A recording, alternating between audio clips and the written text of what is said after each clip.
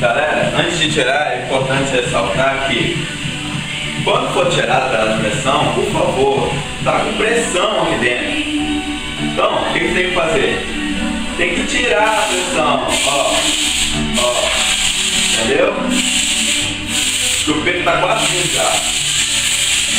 Tirem a pressão, efeito especial, para depois abrir a panela.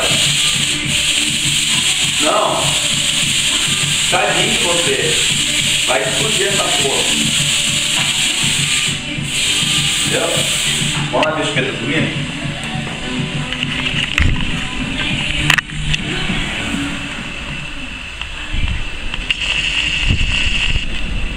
E aí, gatinha? Participando do vídeo, minha neném? Hã? Vamos voltar pro vídeo. Desculpa, espeto. Tadinha. Tadinha da minha cachorra. Então, aqui ó, voltando aqui. Até tirar a pressão do bagulho. Espera aí que meu pai tá me chamando. Que? Ô.